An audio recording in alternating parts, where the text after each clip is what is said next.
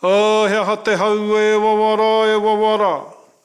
He tiu, he raki, he tiu, he raki. Nāna ia mai te pūpū taraki he kiuta. He tiki nā tu e au te kōtiu. Ko ia te pauwhakaero ka tū ki te wai te mata. Ka tū ki te wai te mata i oku wairangitanga e tū nei tihe wā mauri ora.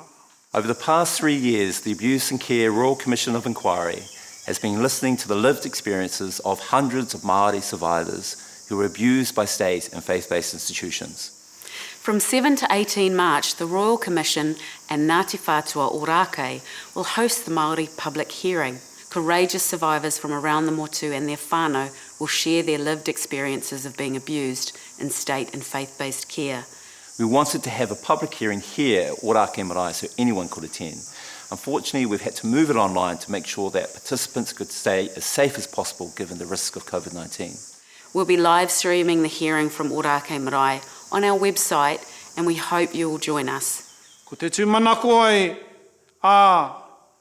kia whai wāhi koutou i roto i tēnei hui. Kia puta ngā kōrero, kia marama, kia mōhio, te maria, ki ngā nawe e ngau nei a koutou, e ngau nei a mātou, e whakapauri nei i a tātou katoa.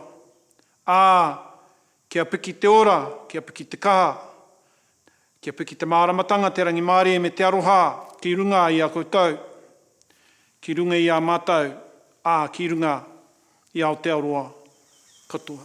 Ngāti Whātua Ōrākei have gifted the hearing the name Tomuri Te Pōroa Te Rā a Pokopoko Whiti Te Rā. It refers to the hope and healing for survivors of abuse and care after the years of darkness. The voices of survivors must be heard to effect real changes so that the abuse of tamariki and vulnerable adults in care both now and in the future never happens again.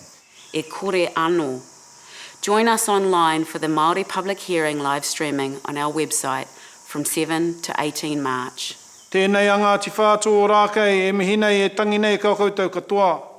Nau piki mai, nau kake mai, tau mai te mauri a tā tātou nei hui.